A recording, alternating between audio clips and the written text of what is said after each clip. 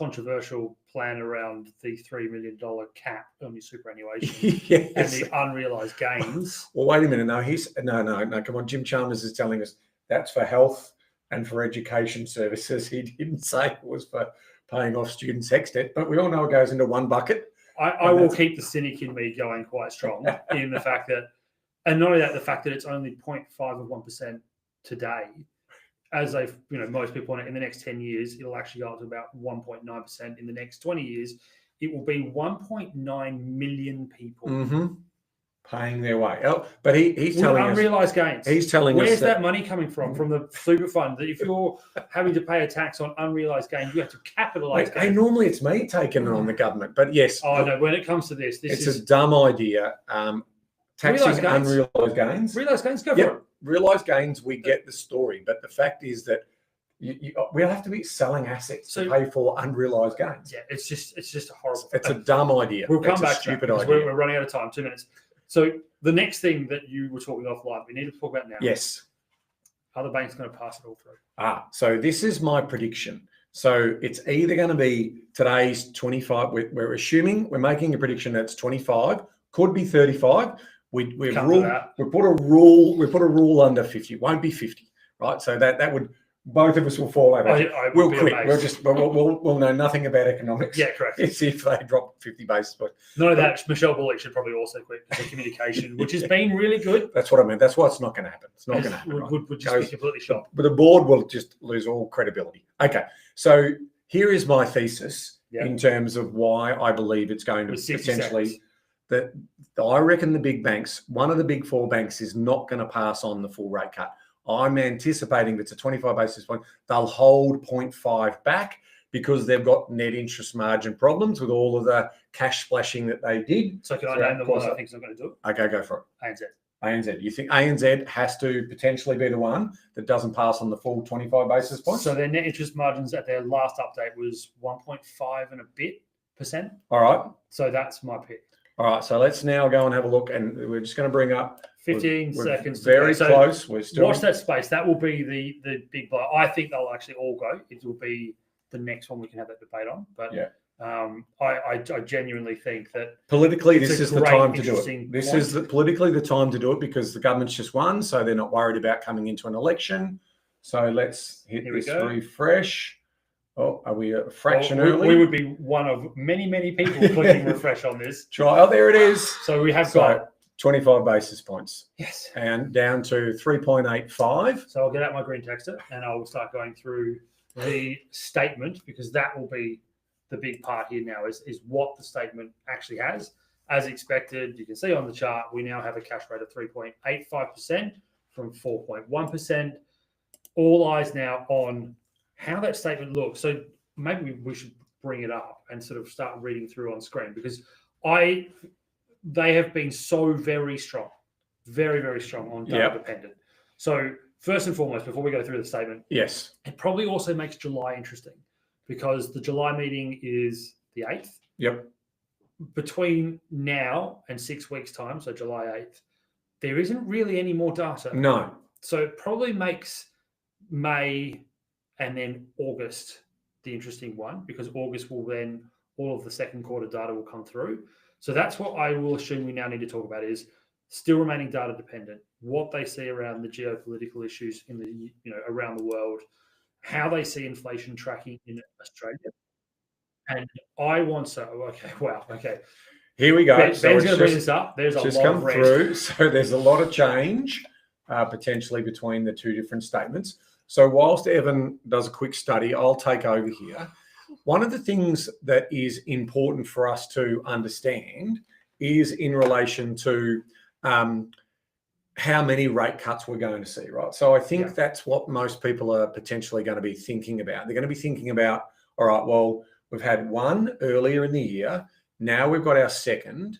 Are we going to have 2, 3, or possibly 4 more? And I think what we're going to see in this statement from the governor and the board, and potentially from the press statement, the press conference that will be held in 30 minutes' time, is that there is still uncertainty. And I suspect they're going to tell us that they will continue to remain data dependent. So they're not going to rush. So what on do we that, get? so Ben just hit one of those points. There is an entire new paragraph about the outlook. So the uncertainty in the world economy has increased. I love this line that while recent announcements on tariffs have resulted in a rebound in financial markets, there is still considerable uncertainty about the fiscal scope of the tariffs and the policy response in other countries. This is what I said last time was that, and I say this in behavioral economics, for every government action, there's an equal but opposite taxpayer reaction. In tariff world, for every sovereign government action, there's an equal but opposite other sovereign government action. Now, China, US, and I don't want to spoil what we're going to go through later in this, but that's part of it. But also, I mean, we've done it as well, and we're going to talk about this as well with regards to Europe. For the first time in many, many years, is the closest it's been to doing a free trade agreement with Australia than it has pretty much at all, and that's because of what's happened with the tariffs. So this is very big changes. Like there are huge increases of text here. I think it was also so the board judged that the risk to inflation has become more balanced. Inflation is in the target band, and upside risk appears to have diminished as international developments are expected to weigh on the economy. So we'll get to that in terms of that. With inflation expectations remaining around target, the board therefore judged that an easing in monetary policy at this meeting was appropriate. The board assessed that this move will make monetary policy somewhat less restrictive, probably giving us a little. That's still not saying it's neutral either. No, that's right. Nonetheless, they remain cautious about the outlook, particularly given the heightened level of uncertainty about both aggregate demand and supply. The board considers that a severe downside scenario and noted that monetary policy is well placed to respond decisively to international development. So they are signalling there that powder dry. Yep. And if the proverbial hits the fan, the reality is that they will pull the lever harder than they expected. But in the interim, if we maintain that 2.5% target inflation range, we'll continue to see further easing throughout the course of the year is pretty much where we see it. This is starting to move back to the RBA of 2016, end of 17 through to 2019, where there was actually an argument at the time that inflation was too low, right? We were trying to pump some we were fuel on about between 1.5 and 1.8. I mean, wouldn't that be a lovely thing to some extent? And there was people, pointing out that they were not maintaining their mandate, which was that actually inflation was below where it should be, and they should have cut rates. And they kept saying at the time, because the cash rate was about 1%. Philip Lowe, and before that, Governor Glenn Stevens was saying the same thing. We need powder dry. We need bullets in the gun. Their ammunition was their term, and we got COVID. So they did the right thing. They were surprised back then also about the lack of wages growth. Because employment was. They were also surprised by the lack of just thirst for lending. They like, this is the cheap. I mean, at that time, it was the cheapest that it had ever been. Because COVID hadn't happened, and as they were sort of saying, you can lead a horse to water, you can't make it drink. And there was this problem that Australian business just wasn't taking risk, and didn't want to take risk. And no matter what they did, they couldn't stimulate the economy to get out of this sort of strange lull period. That's interesting time, which we now look back with sort of fond memories. Well, now we're coming off that higher inflation period. Let's start to talk about inflation in more detail, because this is the big story that is setting where policy adjustments are taking shape. So I'm going to apologise in advance, because buckle up for some charts. There's a few charts coming through, and I've just realised that I'm struggling with my synchronisation here, but bear with me.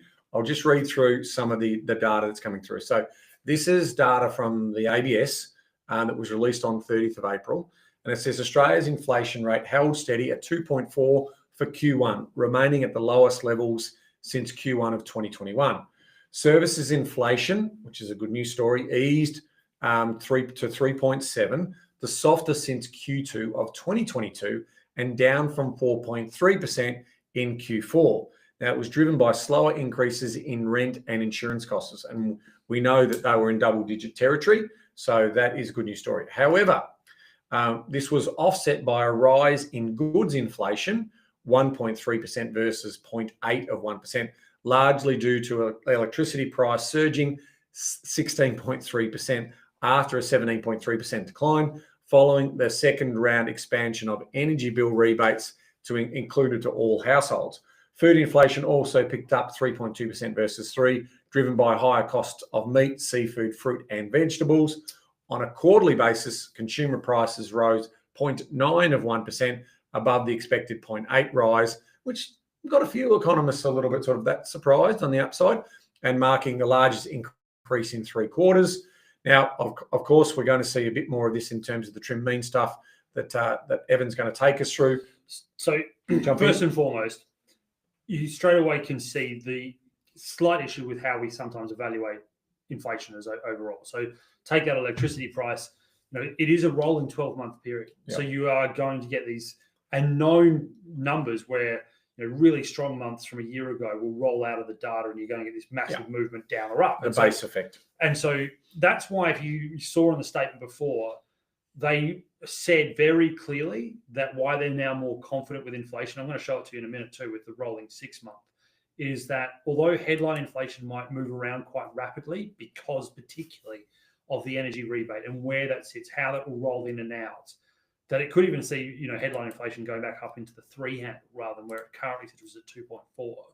The trim mean is the one to watch. So the chart here shows for the first time since 2021, trim mean is inside that sort of fawn-coloured band. We are back inside the target, which is the RBA's preferred measure of inflation. You can see that it also is a laggard, right? It tends to be behind headline inflation. Again, food and fuel is a volatile thing. So that's not what I want to concentrate on. I want to go over the next sort of 3 or 4 charts and sort of really push into what we've basically just heard from the RBA themselves, which is trim mean and weighted mean are there. So this is a good news story. This is what we wanted to see. But the one that really caught my attention is this. So this is trim mean, back into target. But the RBA is still very clearly uncertain about where it's going to go. So the NOV SM 24 means November 24 Statement of Monetary Policy, and the February 25 is obviously the one we just had. They are forecasting trim mean to stay at 2.7% for the next 2.5 years. Now that's extraordinary for the RBA to say 2.7. What that means in our world, they don't know. And not only do they not know, realistically, what they're saying is that they've got clarity to probably Christmas, but they don't have any clarity outside of that. And therefore, it gives them basically, leeway scope. Look, bull and bear cases. It sort of makes sense, right? Yeah. Powder dry moment that we were talking about before. Remembering that the 2.5 is the midpoint between the 2 and 3% target range they're trying to get to. And the Hawks will point out, why are we cutting rates when they're not even forecasting getting to their target point of 5.5?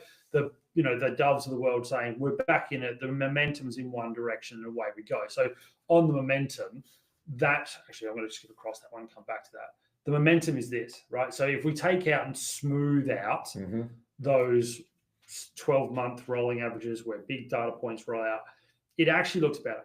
So we are probably at midpoint in terms of the trim mean figure, where it sits, what it is. We are showing that overall annualized monthly gains now are 0.6, which is actually back in trend. So to stay at the midpoint needs to be staying sort of about 0.5 on that sort of month-on-month, quarter-on-quarter period, and needs to be looking at around about sort of that 2.5 number. So we're there. But the other thing to show you, and why I'll go back to where we were before, is Australia tends to actually be a follower, not just in markets, but tends to be also in other things. And just to show you that for the first time since the spike, Australia is now actually below the rest of its comparable advanced economies on inflation. So that little jump up, and we've seen that in Europe. We saw it in the US. We've seen it across places like Canada. We've just started to see this uptick in inflation. And not only that, don't forget, the tariff discussion isn't really there yet. This is first quarter. Correct. So and it's off the back of them being 6 to 9 months in front of us. Yep. So in a sense, what's happened is, when obviously the cash rate goes down, it frees up more money in the economy, and they were both, and people then spend a little bit more because obviously prices can go up a little bit more, and so you get that little spike. And if you look at that chart, you can just see that the orange line is ever so slightly to the left, which means it's front running what we do. So It is just a caveat, which again gets back to what we said before. The July meeting will be interesting, but probably not as exciting as what we've just gone through. All right, I thought you summarised that beautifully in terms of what we're looking at here. So we obviously Did this one, did that one, and then we've got so off the back of that, we always like to look at the employment story. So remember, the RBA's mandate is to have full employment, and of course, inflation and full employment are their two sort of core objectives. So let's quickly just run through what we saw in the 15th of May release from the ABS and what did we learn around seasonally adjusted unemployment. So it stood at 4.1% in April, which was unchanged from the previous month and in line with market expectations. Now, the number of unemployed people increased by 6,300 to a reading of 621,000, with those seeking full-time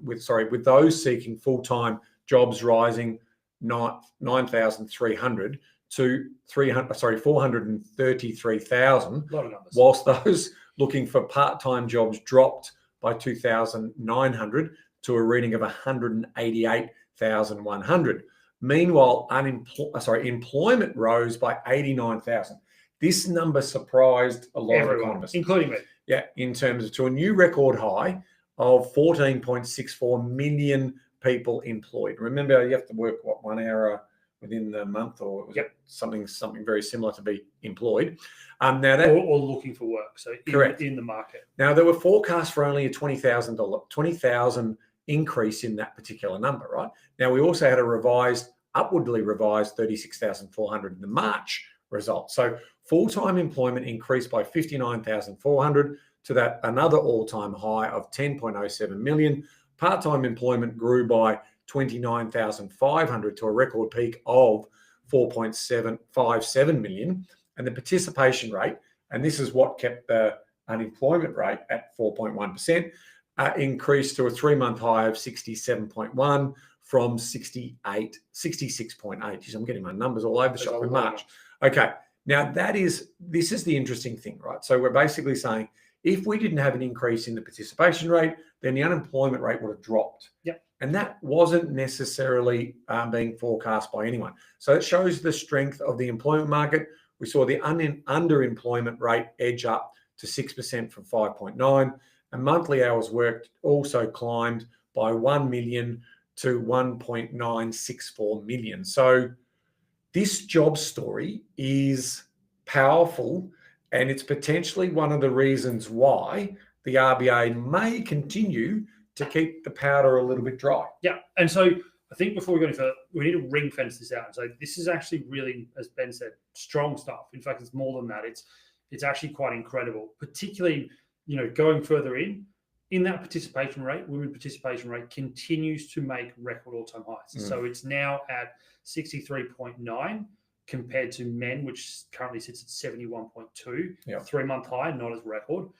But more and more people, as Ben said, we've got 14.5 million people employed in this country out of a possible population of employed people of about 21, give or take. So that would make up your 67% of the working population. Don't forget 16-year-olds are included in that, so they technically should be at school.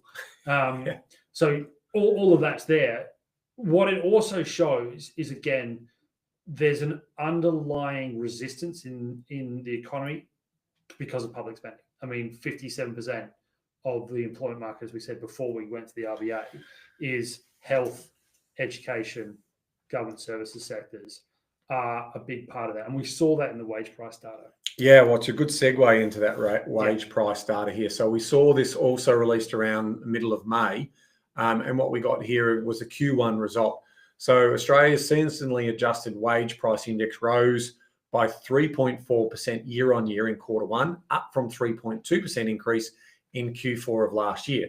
The latest figures marked a rebound from the previous quarter, which recorded the weakest wage growth since Q3 of 2022.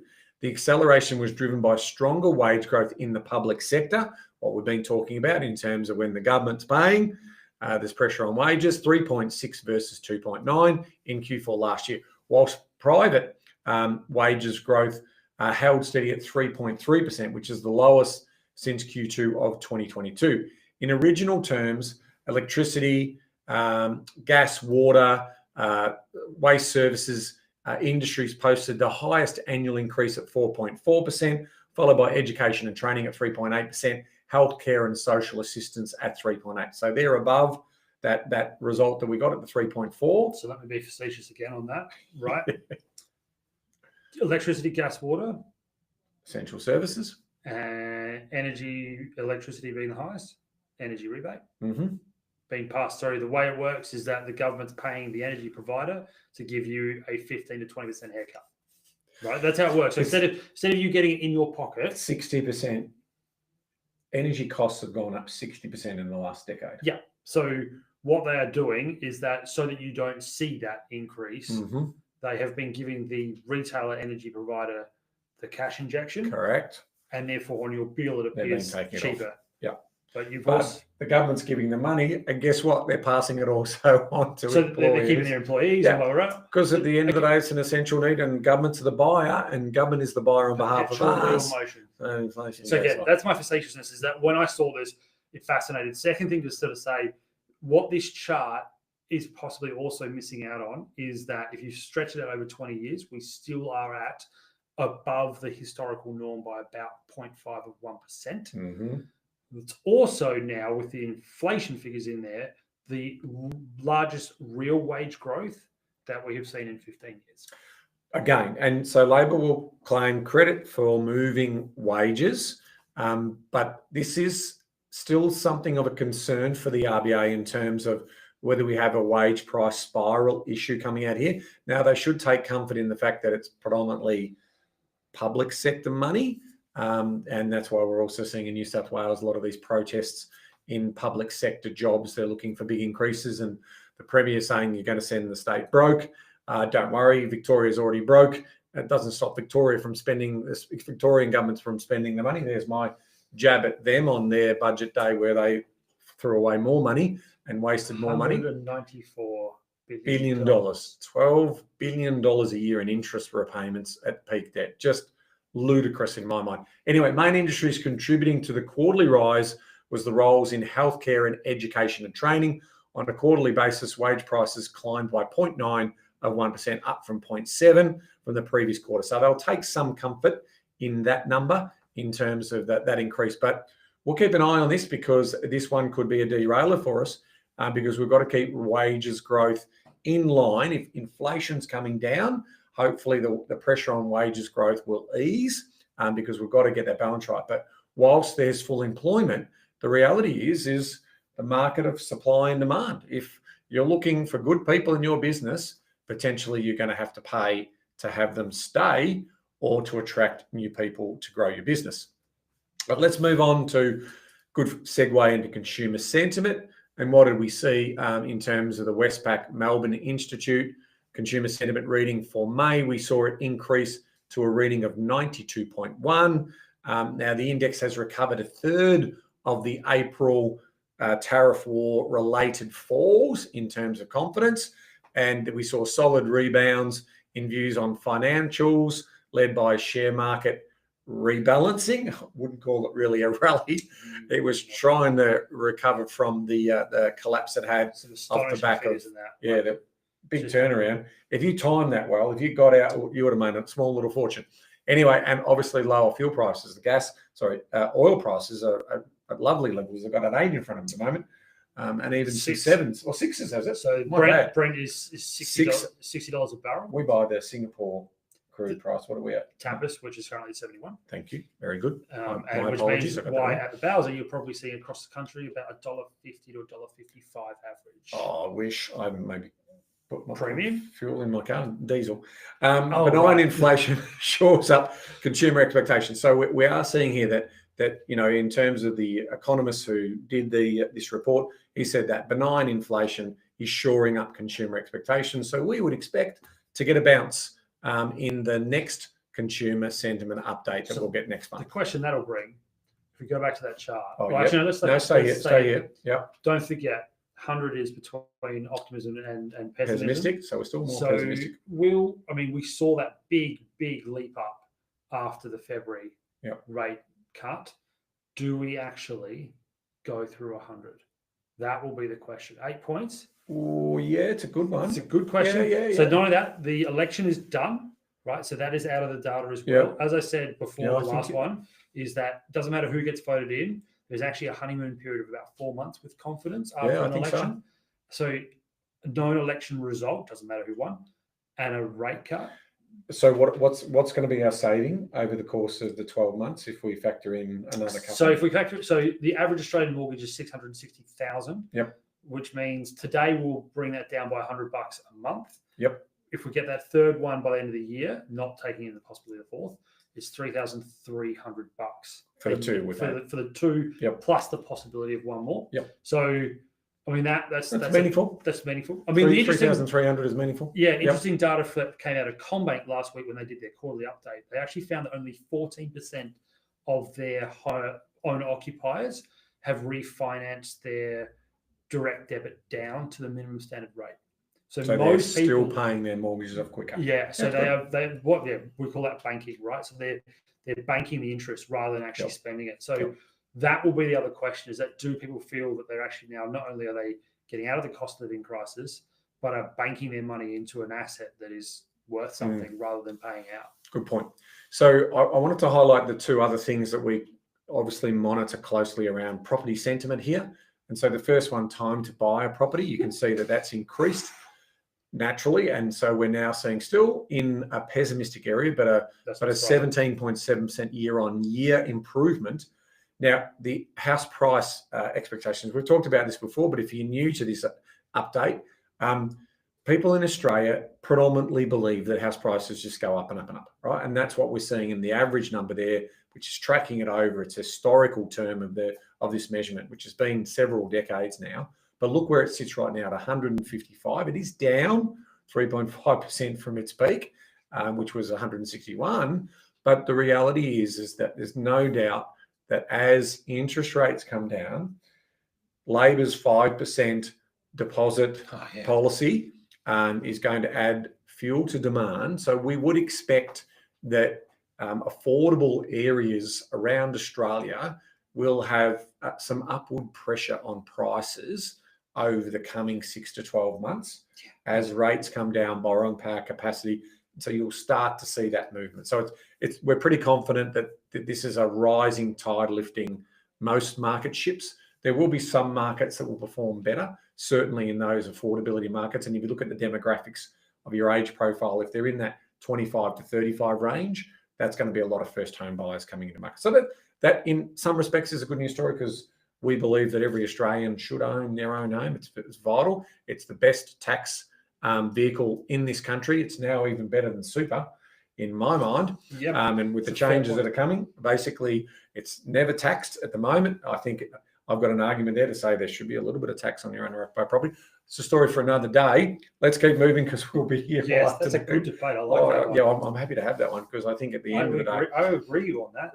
Let's roll that another. Let's do that as a project for next. Let's just package that up. We'll put that for July, shall we? We shall. All right. Let's now move on and have a look at retail sales. So we're off the back of consumer. So retail sales has been sluggish. So we saw retail sales rose by 0.3 month on month in March, following a 0.2% increase in February, but falling short of market expectations. So, this marked the third consecutive month of retail turnover growth. Sales rose across most categories, including food, retailing. We saw other retailing also increase: clothing, footwear, personal accessories. Household goods retailing was unchanged after a 0.3% decline in the previous month. On the downside, we saw declines in cafe, restaurant, takeaway food services, and department stores also negative in regions. And I like looking at this from time to time, but New South Wales retail sales 0.5, Victoria 0.6, South Australia 0.2, Western Australia 0.3, Tassie 0.5, Northern Territory 0.7, and the Australian Capital Territory has scratched out a 0.1 of 1% increase.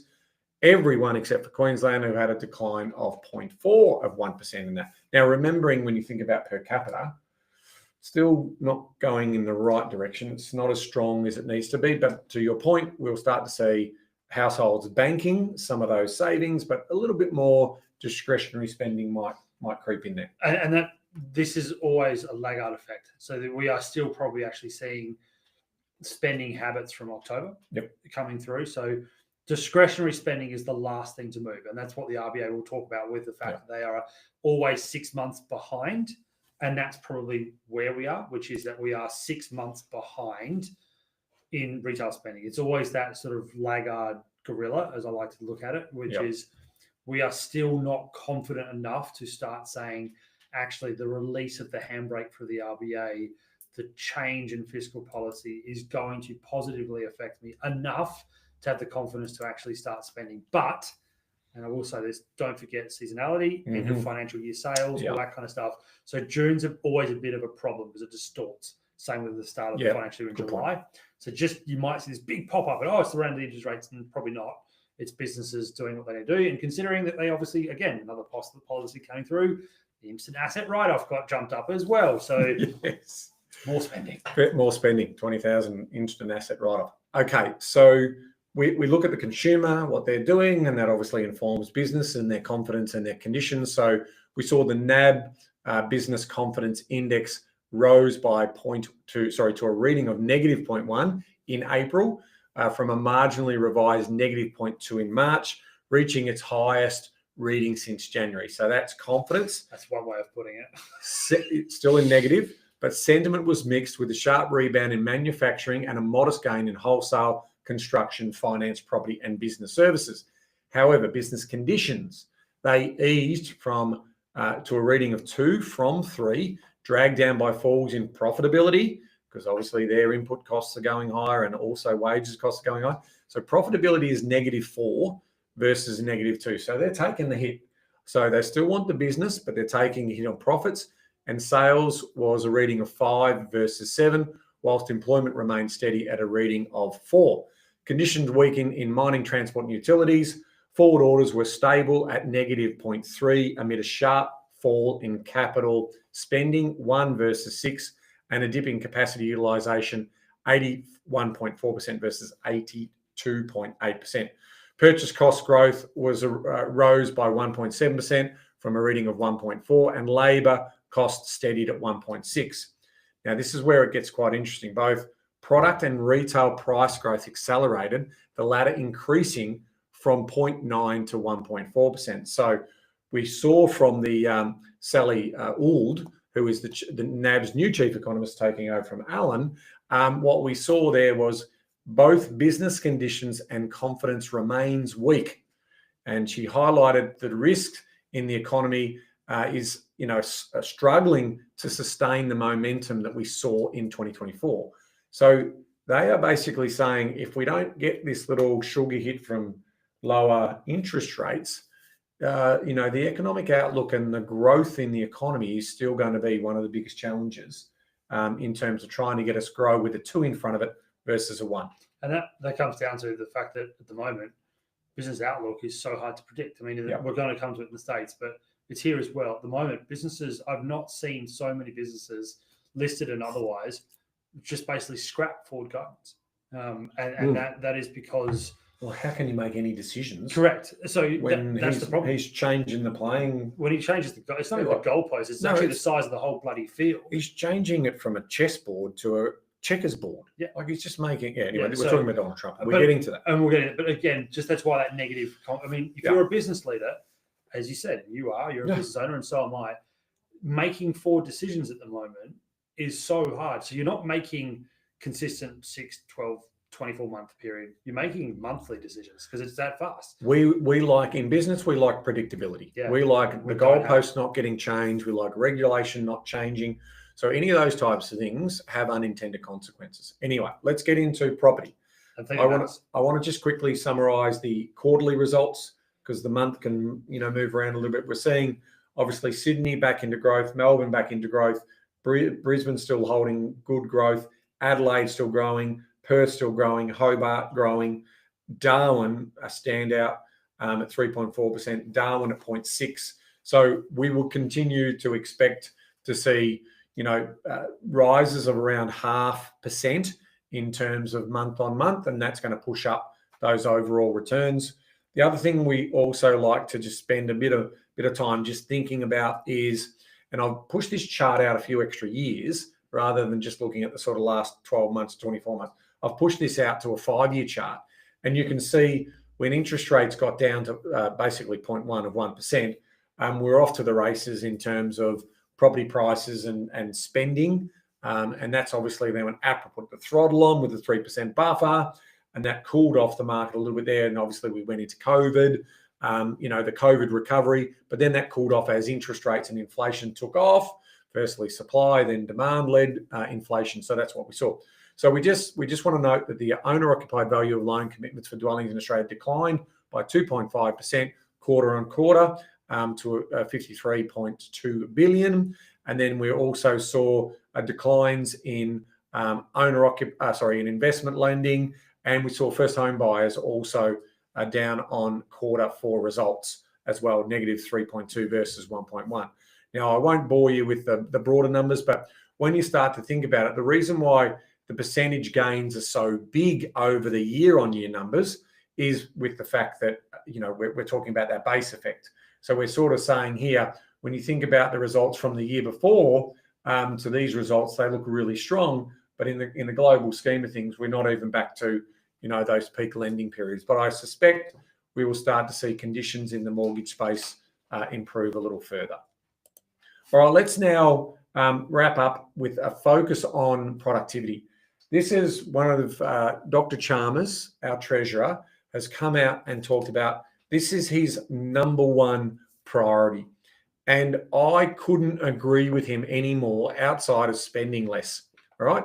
I'd like them to spend less because when you get productivity, you grow the pie and the pie creates more taxes. And so you don't have to increase our taxes. You just have to use that growth to actually pay down debt because we create more profit and more people working, more also tax-free income. Now, why is it important? Here is the clear context, and I'll just read this out to you in terms of what it looks like. The Productivity Commission estimates that higher productivity has accounted for more than 80%, 80% of national income growth over the last 30 years. And we also saw the Productivity Commissioner come out yesterday, which is the 19th of May, with a new report of actually submissions for improving productivity, because what she also showed was that productivity is at a 60-year low. So there is now a 15-point plan, and one of the straight away she talks about, and this is Danielle Wood, this the commissioner herself. She talks about basically streamlining energy regulation. She's basically saying you need to rip it up. That's basically what she's saying. Yep. Streamline, particularly regulation. Wouldn't that be nice? Wouldn't that be nice? They want to also look at streamlining the availability of capital for infrastructure lending. Sensible. Yep. And a lot of them were, but they were the ones that really stood out to, in focus. It was interesting also what she was linking was, there's all this discussion at the moment about childcare, right? Linking childcare back to actually productivity in hours used. So there is a big argument that actually childcare being under sort of a state education system, although it's increased in spending, a lot of particularly conservative economists are against it. What the Productivity Commission is showing is that it actually increases dual income families by a rapid amount. More women in work actually will lead to greater productivity. We're a service economy. So what she's basically saying is that we need to get away from this idea that childcare has to be an expense to the family, because it's actually quite cost effective. Why? More people working means more tax dollars. Well, we had a little bit about that debate last year, didn't you? Yeah. You were quite positive on this. I was a little bit unsure, so I'll have to continue to keep doing my reading on she is actually now showing that actually with women entering the workforce at record numbers, part of the reason why the Treasurer has got to roll out two surpluses is because personal income tax is up. And where is that coming from? Dual income families, women. Well, the first surplus was the $90 billion spent. It was just basically coming back. The second one was because we were all working. Correct. Because we were spending all the money to make working. But here's a couple of examples, right? Productivity in the building industry has fallen by 12% over the last 30 years. It hasn't increased in over 30 years. Australia is getting worse at building houses, property, things that we need. The problem that we've got is the red tape and everything aligned with this whole idea. Here's one for you. Yeah. When do we start using European standards rather than Australian standards for what building products are? When do we rethink about the whole concept and start thinking about printed homes, 3D printed homes, modular homes, and start getting the regulation. I mean, one of the better policies for the coalition in the housing policy was no changes to the building code for the next 24 months.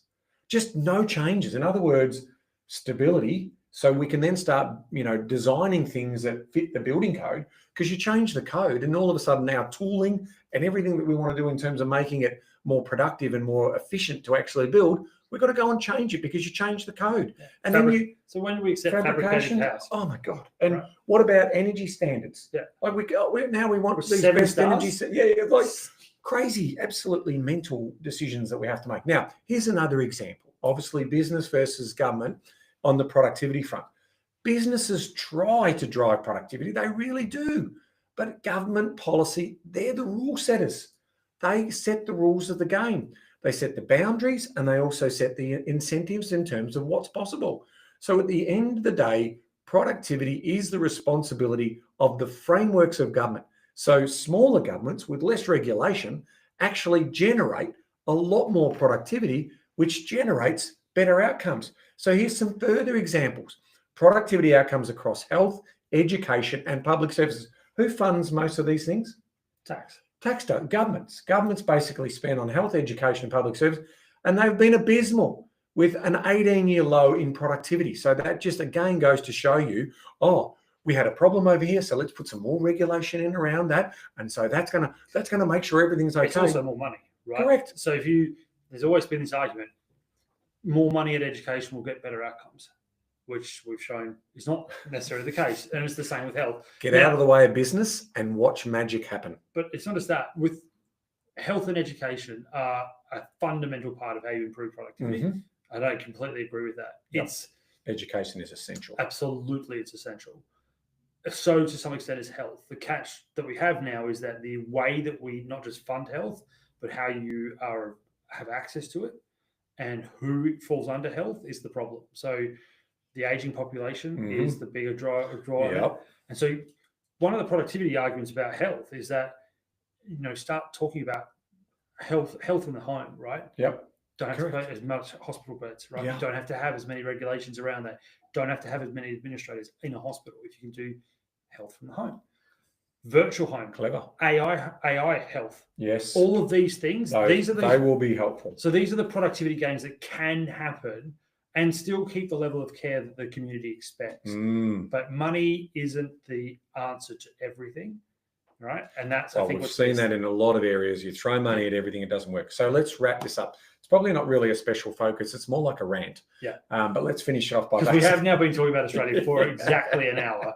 Okay, bottom line in this is that productivity gains are essential for unlocking economic potential, which in turn is essential for sustained growth and the improvement of living standards across the board.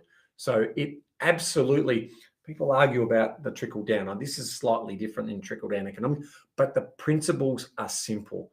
That is, if we're more productive, then there's more money. That means more can be paid to the people who are more productive. And that obviously it means more can be shared around and we can be more efficient in terms of looking after those most vulnerable in our community, instead of regulating the crap out of everything and having the unintended consequences, which is lower productivity. Rant is over. Fair cool. Okay, let's wrap up the Australian market. So what are we talking about here? Obviously, government focus on productivity. We agree with you. So please get onto it, Treasurer. It's in your wheelhouse. We love to see what you're going to be doing with that. In terms of the cash rates, 2, 3, 4 for you. I think there'll be minimum one more. Minimum one more. I might go 2 more and be a little bit just, so we've I think there's a real chance of 2. I think minimum 1, probable 2. Yeah. Unlikely 3 I think 4. Probably the question is when. August would be the likely date. I don't mind that argument at all. Yeah. I'll buy into that. Yeah. With the idea then, as I said, rolling 6 months, they'll have 3 rate cuts to evaluate. Yeah. And therefore it may not happen in November, that it will be the first meeting in 2026 that. Okay, so base case is 1 more cut in August. In August? Yeah, and we wouldn't be surprised if there's one in July, but we don't see a case for it. I'd be very surprised if they moved in July. Fair enough. But that just means that they're looking to potentially put a couple more in to see how the economy is actually going.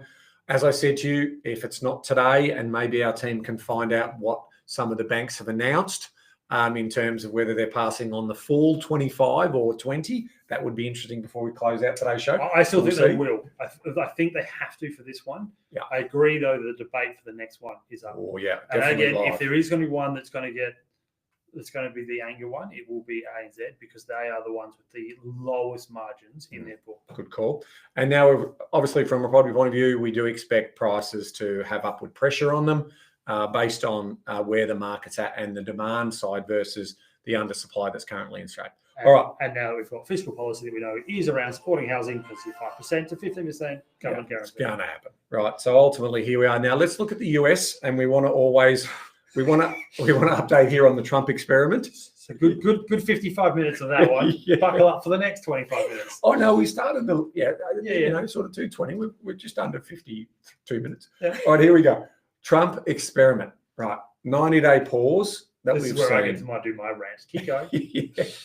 Well, it's clear that the experiment is failing. Now, depending on whatever spin he tries to put on it, but what we have seen is obviously we've got 10% US goods, and then we've got a 30% blanket goods for Chinese goods going into the US. So the Chinese manufacturers are now sitting in there working 24/7 to try and get their produce on a ship and trying to get it on the shores in the 90 days so they can have that reduced tariff, because we did see a major change there, and I'm going to let you have your rant in a second. So the art of the deal versus the art of the real. It's been very clear that this experiment didn't work, and it's also clear, because we're going to talk about the bond market that basically showed up the strategy and got it. At the end of the day, always remember the bond market rules. In the words of Bill Lorry. Yes. Now let's hope there's less erratic behaviour, because now that's all part of the deal, the art of the deal. And then obviously what's next. So talk us through what you want to sort of share with us in terms of the tariff experiment. First and foremost, if you have a look at what the 90-day pause, so another diary date for you guys to put in is the 9th of August. What is that? That is the end of the 90-day pause, which has been described. It's not really that. It's the end of the 30% tariff, because that's where we currently sit. So we've gone from 145% tariffs to 30%. Mm-hmm. What I want to point out is that he talks about getting this deal from China. He's actually got nothing. And what I mean there is the only concession the Chinese gave him was to take the retaliatory tariff they put on the US goods. That's it. Nothing else changed. They didn't open their markets to US products. They haven't allowed US companies into China. They haven't shown that they're going to stop doing anti-competitive behavior or any of that kind of stuff. Nothing happened. And that's why the tariffs were always going to lead to this scenario, which is the art of the deal, was he was trying to refer to it, wasn't even there, because the Chinese didn't come to the table. I also want to point out, even with Japan and South Korea, which look like being the ones that moved, they weren't actually moving. And the UK deal was a nothing deal. It was a nothing. And not only that, as people point out, the UK is 4% of US trade. Yeah. Right. So it was just so tokenism, it wasn't funny.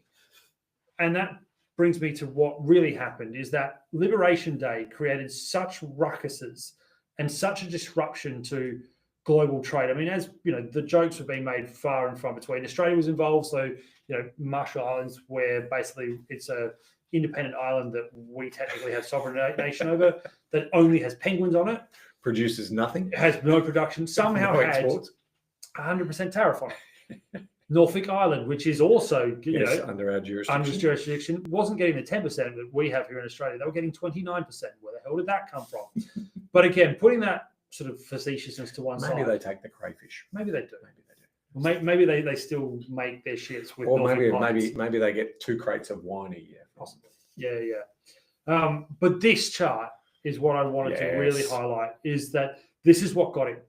So you can see that massive spike up in the 10-year and 30-year yields of US government bonds. Now, you've got to remember, go back fundamentally what this is. This is basically US mortgages, right? Mm-hmm. For the government.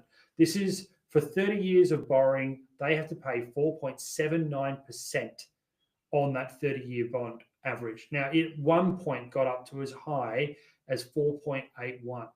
Don't forget, depending on who you listen to, it's either 1.4 or $2 trillion of structural debt issues in the US.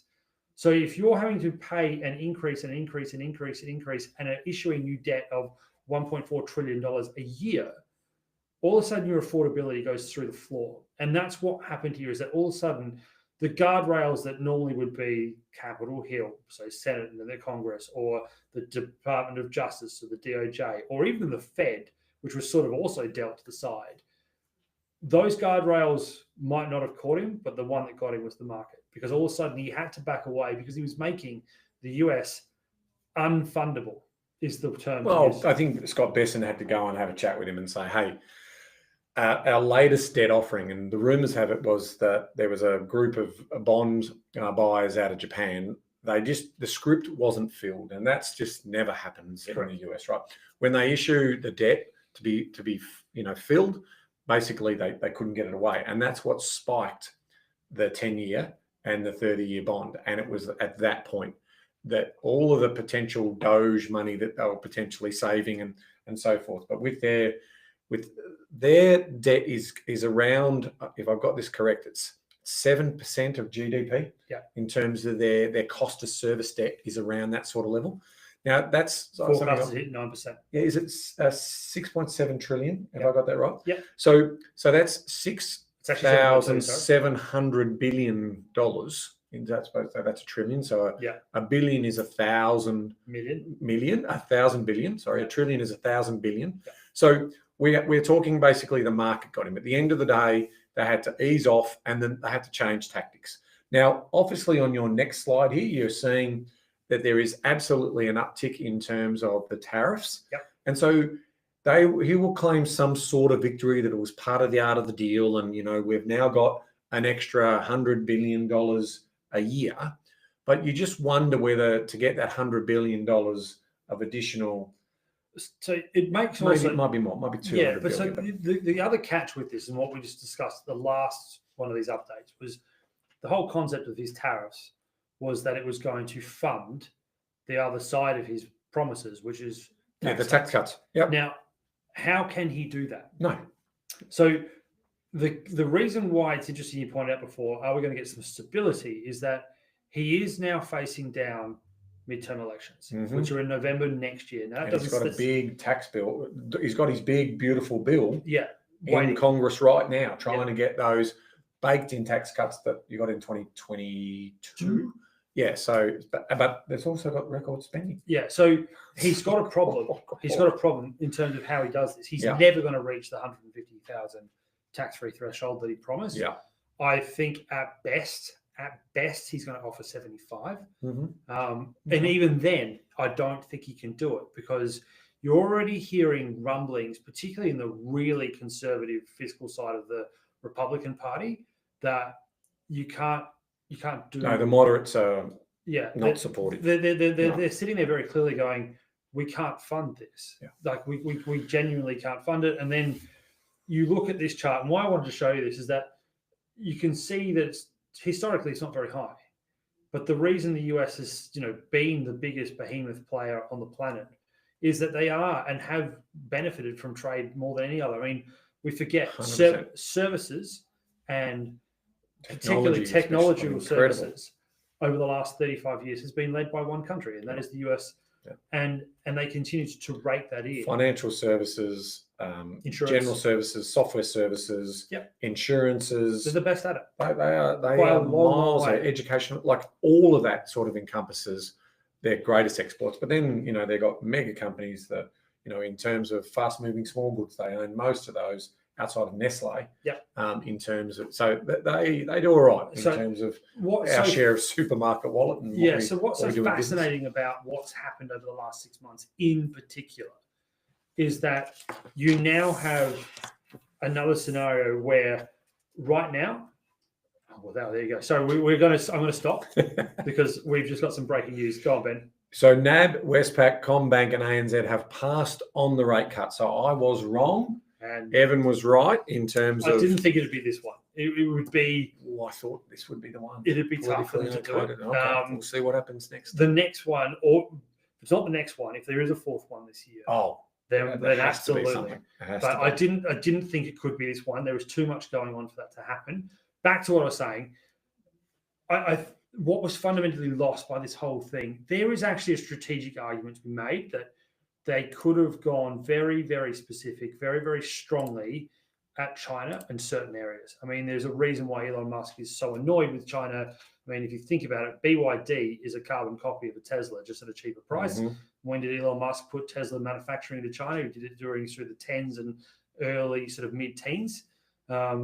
And all of a sudden, this company that didn't exist 7 years ago, BYD, is now the largest manufacturing of EV vehicles 2-1 on the planet. Yep. So targeted tariffs can work because it's more of a sanction rather than an economic / tax policy. Yeah.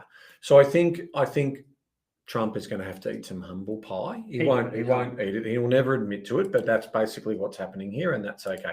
Let's move on now because we've got a fair bit to cover off, and we'll try and get through a few of these charts as much as we can. So let's look at the GDP. So we saw this come out at the end of April, so we haven't updated this one yet, but this is what we have seen. The US economy contracted at an annualized rate of 0.3% for the first quarter of 2025, marking the first decline since the first quarter of 2022. This was a sharp reversal from the 2.4% growth in the previous quarter and came in below market expectations of 0.3% growth, according to the advanced estimates. Now, this is off the back of Liberation Day, which obviously happened there. So we saw a 41.3% surge in imports contributed to the slowdown. Because you remember, gross domestic production is exactly that, domestic production, not what you're importing and selling so much so. It's actually, it has a big effect in terms of the overall amount that you're generating in the economy. You still get the consumption side, but you don't get the production side in terms of those numbers. So that contributed to the slowdown as business and consumers rushed to stockpile goods in anticipation of higher costs following a series of tariff announcements by the Trump administration. Consumer spending growth has also cooled to 1.8%, the slowest pace in Q2, and we're going to get to that, Q2 of 2023, while federal government expenditure, this is not a bad thing for me, fell by 5.1%, the steepest drop since Q1 of 2022. That's what happens when you stop US aid, as an example in terms of some of the savings you potentially get there. So let's move on now in terms of the labour statistics. And then we'll have a broader commentary about that. So we saw the labour data come out from the Bureau of Labour Statistics on the 13th of May. And we saw the annual rate of inflation in the US eased to 2.3% in April, the lowest since February of 2021, from 2.4% in March and below forecasts of 2.4%. Energy costs declined 3.7%, more than 3.3% fall in March. Prices for gasoline, negative 11.8% off the $60 a barrel, $70 a barrel range, are down from negative 9.3%. So that's really coming off. Fuel, oil, negative 9.6% versus negative 7.3%. So they're disinflationary right now, decreased by a faster pace on natural gas. Natural gas soared by 15.7% from 9.4%. I suspect that's a one-off anomaly. Inflation also slowed for food, transportation, in terms of steadied for shelter. On the other hand, prices increased faster for used cars and trucks and also new vehicles. Let's move along now in terms of how that affects the interest rates. So long-term interest rates, and I think we'll spend a little minute on this. Long-term interest rates are now notably higher, driven mainly by increased real rates rather than shifts in inflation expectations, while estimates for longer neutral policy rate has also risen. That's what the Fed chair, Jerome Powell, said last Thursday. Now, speaking about the Fed's ongoing review of its policy framework, which was last updated in 2020, Powell also said the economy has changed a lot since then. Understatement. Let's read into this because this is really important. Speaking of the Fed's ongoing review, he said he warned that inflation might become more volatile. Funny. In the future due to more frequent supply shocks, which could make it harder for central banks to achieve price stability. Through his remarks, Powell also stressed the critical role of anchored inflation expectations, which have underpinned several of the longest US economic expansions. He is lecturing to Donald Trump here, basically saying that the more you play and change the game constantly, you create these supply shocks. We were talking about it before we came on air, about basically shipping out of China just literally stopped. ships into Los Angeles ports just stopped. And now, okay, 90 days. And so boats are getting filled, prices are spiking for containers, and the whole thing is just creating the supply shocks. And he's saying that's not an easy place to set monetary policy if you guys keep continuing to move the post on fiscal policy.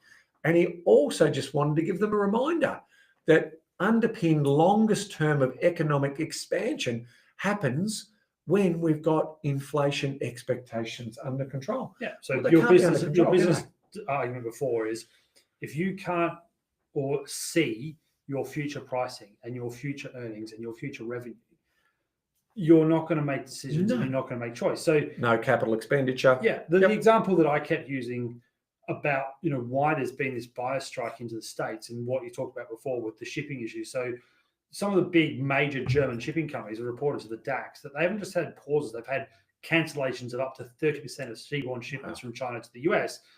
What that shows you is that, again, going back to when this was happening, it was 145% tariff on Chinese goods. So if you were importing, let's say $100,000 worth of goods, you were paying the IRS $145,000 for that right. So $245,000 of costs for $100,000 worth of goods. That's a lot of margin you've got to put on to make your business work. And of course, it was cheaper then to cancel the order. Even if there was a financial loss in the cancel of the order, it'd probably be 20 or 30 grand, right? Yeah, so correct. Ultimately, it's better than paying whatever it is.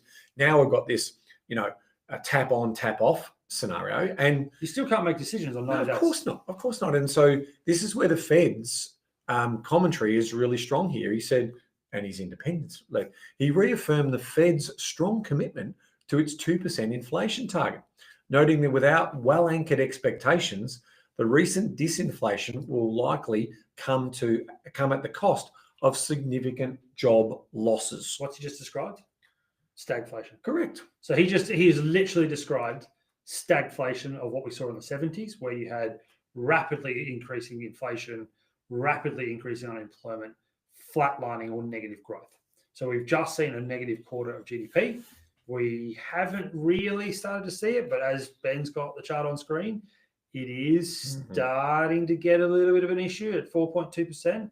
You hit 4.5% by July, then it's on, right? It's on. The recession aspect of this, and we already are hearing from podcasts we listen to in the States around sort of saying that they are laying off salespeople and they're laying off the sort of non-essential because the consumer is also scared off the back of this. But we saw here that the US unemployment rate was 4.2 in April. So you can see the data there. There was an increase of 82,000 to 7.165 million, whilst the employment grew by 436,000 to 163.94 million. Labour force participation rate also edged up to 62.6 from 62.5. So this is what we want to watch out of the US, because this is the canary in the coal mine when it comes to what's about to happen to US consumption, which is effectively, we've always said it's pretty much 20% of dollars spent globally is spent in the US in consumption. So that's also interesting. And this further reaffirms what we were just talking about. The consumer has crapped themselves in regards to these discussions, right? So when Trump got elected in November and December, things were, look, he's a businessman. He knows what he's doing. You got the businessman in power and basically, and he's trying to get a good deal for America. Make no mistake, he's trying to do that. But what we have seen in terms of all of these executive orders and everything that's going on, he's running hard. And he's running hard for a program of works over the next 18 months before the midterms happen. And he's trying to get, so he's got challenges now. But we did see consumer sentiment in the US drop sharply, 50.8 in May, down from 52.2 in April, and below market expectations of a reading of 53.4, according to those preliminary estimates. Now, this marks the fifth consecutive monthly decline and the lowest reading since June of 2022. And this is the second lowest on record, as mounting inflation expectation and renewed concerns about the tariff continue to weigh on sentiment. So both on the current conditions and also the expectation gauge also worsened. So the current assessment of personal finance sank nearly 10% on the basis of weakening incomes. People are paid with commissions and other ways in which they're paid, and the economy starting to slow. Tariffs, I love this line here. Tariffs were spontaneously mentioned by nearly 3/4 of the consumers up front. And that was from a 60% commentary in April. So that is without the surveyors who ring them up and get all these collections. There's someone saying, oh yeah, I'm worried about without even asking, they're worried about the tariffs impact on their finances. So the consumer over there has worked out that this isn't a good news story. And that obviously has meant we've seen that decline. And then here we are in terms of the retail sales. Let's go back to those retail sales. We saw retail sales rose by 0.1 month on month in April, following an upward revised 1.7% surge in March. The modest gains suggest consumers scale back spending in response to the wave of tariffs announcement in early April, yet the retail still exceeds market expectation for no change. The biggest increase was seen in sales at food services and drinking places, building materials and garden equipment suppliers, furniture and electrical and appliance stores. On the other hand, the largest decreases were recorded in sporting goods, hobbies, music, instruments, discretionary stuff, bookstores, discretionary, miscellaneous retail stores, gasoline stations, obviously lower prices, so that's why that went down, clothing, health, personal care, and general merchandise stores. So the interesting thing about what this is and why it's also fascinating, what we've also seen from the data, things like auto sales in the US, consumers front running the tariffs. Yeah, that's right. So they are massively increasing inventories to try and get ahead of it. You're also starting to see, for instance, having a look in here, like the household, there has been some incredible data coming out. Like, for instance, random things like 99.8% of all alarm clocks into the US manufactured in China. 70% of all like pushers and prams, China. Random things across the home. The majority, if not all of them, are manufactured out of China. And at that time, when this survey said 145% increase in costs, what do you expect them to do? What do you expect? So we, again, always start with employment, go down to the consumer, what they're thinking and how that's impacting business confidence. And we saw here that the IMS manufacturing PMI in the US slipped to a reading of 48.7 in April from 49 in March, slightly above market expectations of a reading of 48.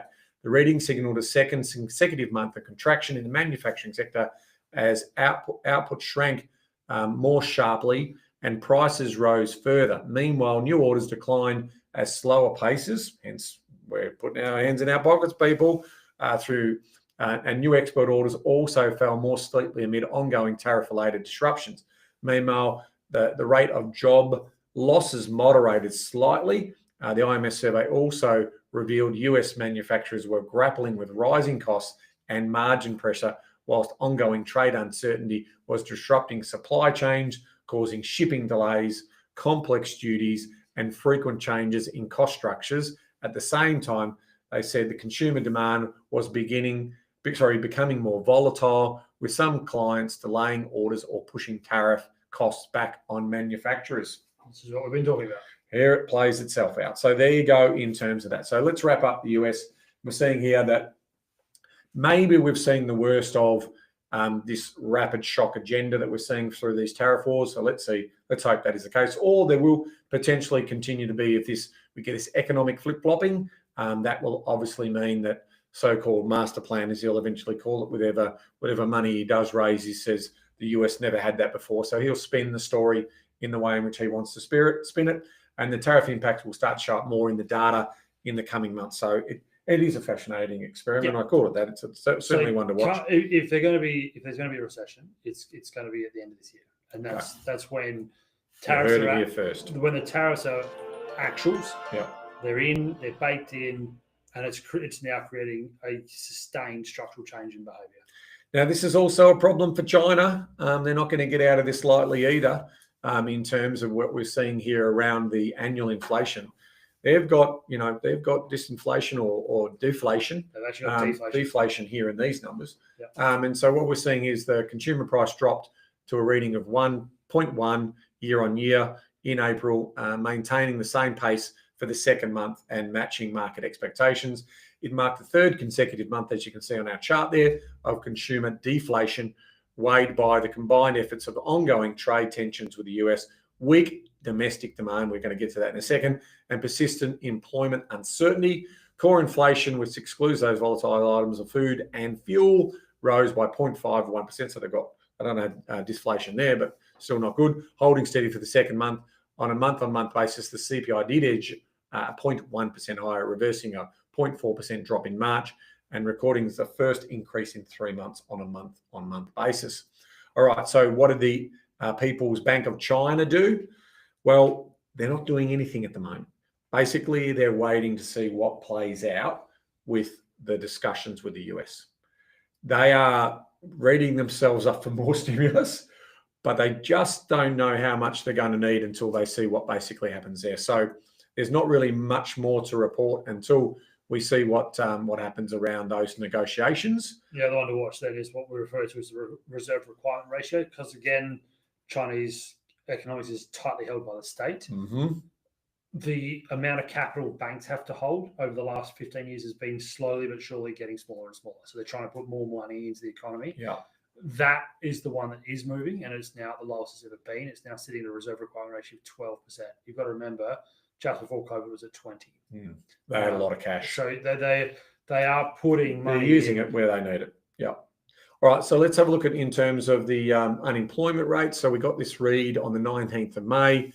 And the surveyed unemployment rate edged down to 5.1% in April compared to both market expectations and previous months of 5.2%. This marked the lowest reading since December of 2024.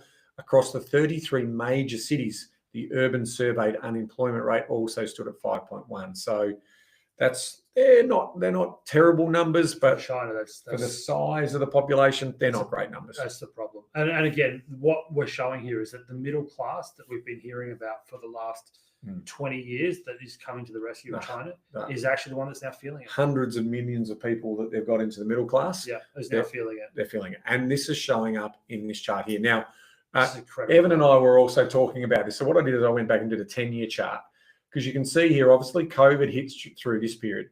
We were debating whether this was accurately reported or whether this might have been controlled by the administration, let's call it. And then at some point, they decided to actually publish the real numbers, is one argument. But you can see here in terms of consumer confidence in China decreased to 87.5 points in March from 88.4 in February. Now, for context, consumer confidence in China averaged 109 points from 1991 to 2025, reaching an all-time high of 127 points in February of 2021 and a record low of 85.5. We are touching on those record lows here in November of 2022. And while we were having the debate, what is so strange about this chart is that the drop-off, that incredible fall from about 112 to basically 88, so from optimism to pessimism, coincides with the release of China from their COVID restrictions. And why it's so weird is that everybody in the rest of the world was expecting them to have the renaissance that every other nation had out of restrictions and that liberation of having your freedom back.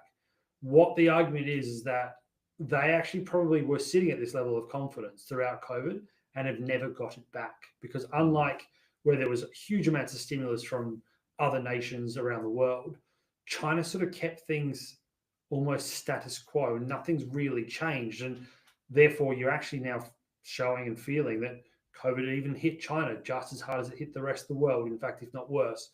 And they have not recovered and are not recovering. Their confidence is, it's as the average said, it's extraordinary to see pessimism in a country like China, where it is always seen with an optimistic. So very proud for a good couple of decades there. Okay, so let's move that along now in terms of looking at the Bureau of Statistics results for their retail sales. And again, you can see I've got this chart going back 5 years. You can see some really strong numbers. Now, when you look at the historical, for a couple of decades there, those were really solid numbers. The GDP was clipping at 7s and 8s and 9s at some point. There was consumption was through the roof. So we're basically just seeing there that it did increase by 0.35 in February from the previous month. But it's in terms of sales and sales months in China, the consumer's not spending. And they need to do something about that, because if they're not going to get their goods sold offshore, they're going to try and have to sell them locally. And that then obviously leads into their business confidence. And you can see the rapid decline in business confidence off the back of the Liberation Day tariff announcements. Actually, for China, it went from, yeah, we'll put another 25. And they said, well, we'll put 25 in. It was hilarious to watch, but it was destroying capital markets at the time. China's official NBS manufacturing PMI fell to 49 in April from a March 12-month high of 50.5. This marked the first contraction in factory activity since January and the steepest decline since December of 2023, despite Beijing's stimulus measures aimed at supporting economic recovery amid growing concerns of the impact of the ongoing China-US tariff standoff. So not a good story here in terms of what we're seeing there. And so how do we round out China's story? Economically, short term, it's going to be challenging for them. They've got a lot of problems, and so that, you know, the administration and the regime over there. Can I call it a regime? You can. I can. Well, most people don't like me calling that. I can't call them socialists. Some people get offended by that. Anyway, they've got challenges, and so we know that medium term and a few other things that they're thinking longer term. But it's really what happens out of that deal with the US and how quickly they can get that settled down, and the world can have some normality to it, whatever that ends up landing like. But we talked about the benefit to Australia is potentially some dumping of goods down here, so that makes things So a bit if we're cheaper. talking about interest rates and where could they actually export their deflation story? So do they bring, as Ben said, those goods that have been manufactured that now need to find markets to elsewhere, including us, bringing goods pricing into either neutral? I mean, goods pricing in Australia is almost actually now going backwards. Yep. So that this is, again, it's hypothetical, but there is signs from 2017 through 20 when the first administration was in that China did look for other markets when, you know, the first set of tariffs were put on. So this is the next question about China will have to find where places, wheres, and needs to move its materials. All right, so let's bring it home now. Quick little update on the Eurozone in terms of what we saw in the data. So we're looking at the level of annual inflation released by Eurostats, and it was released on the 19th of May, so it's relatively new data.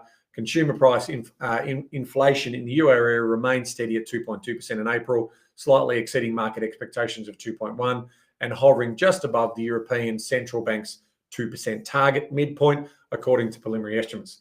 Now, we saw a sharp drop in energy prices, -3.5%, and that was offset by faster inflation on services, always a worry, 3.9%. And then you also saw food, alcohol, and tobacco rise. In terms of non-energy industry goods, also rose by 0.6%.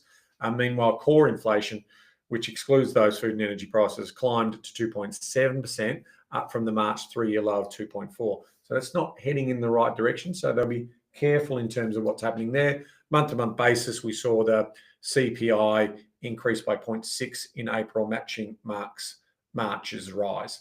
Then we move on to the rates decision. Well, good news is we don't have a rates decision. They're having theirs later this week, Thursday, I think, the 21st. Yep. So no, that's tomorrow maybe, but Thursday our time. So we see what's happening Wednesday over there. Now, I also then wanted to show the long-term unemployment story here for, so I've got a 10-year chart up here, sort of going back through that period. Now, obviously, the Euro area is a combination of all of those countries. And so when you put Greece and Italy and a few of these other sort of smaller countries that weren't going too well in terms of how they were managing their economies, we have seen the Euro area done a reasonable job in terms of getting that unemployment rate down to 6.2%, which was the March reading. But you can see there in terms of that's good, but it's still too high. Like in terms of you need your economy a little bit more productive than having basically 6.2% of the population not working who want to work.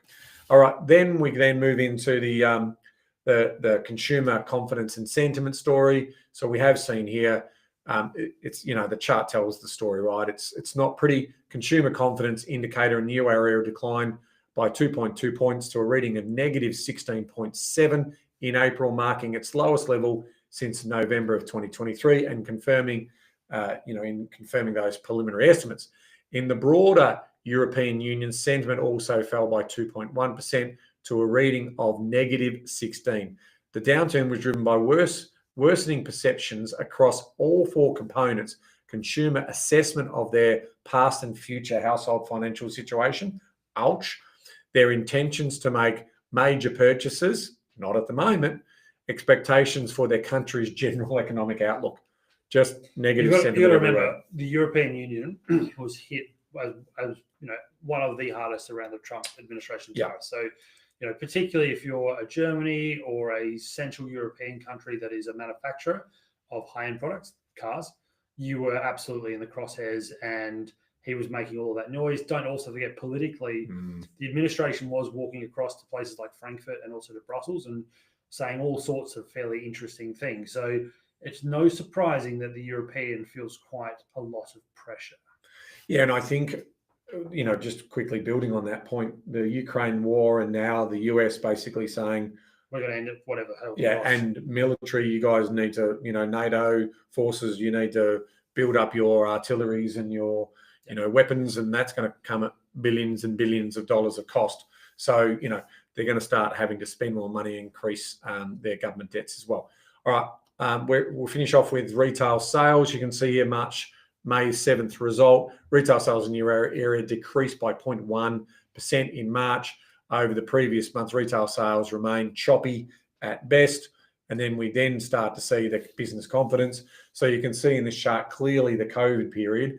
And then after Russia invaded Ukraine illegally, you can also see the impact in terms of obviously energy resources that were coming out of Russia into Europe had a big impact in terms of their economic costs and outputs. And so we saw business confidence in the euro area increase to a reading of -0.67 points in April from a -0.72. So a slight uptick. So it is improving, but ultimately it's still in pretty ordinary territory as they continue to keep, battling on in terms of their overall situation.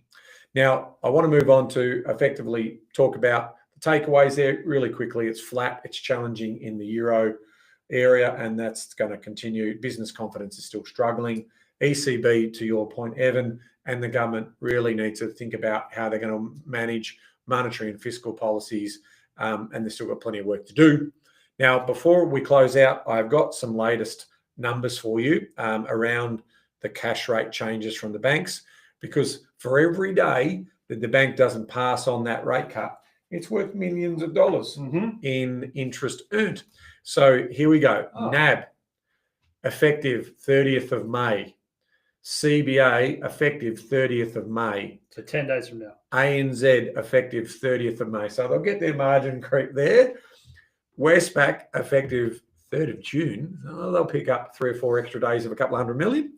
And that's ultimately where we're currently seeing those. That's 2 weeks from now. Yeah, that is. And 14 days. And there's some others who are moving a lot quicker than that. So that just gives you an idea of what the big banks do in terms of managing margin. Let's point that out. Athena, for example, they're moving today.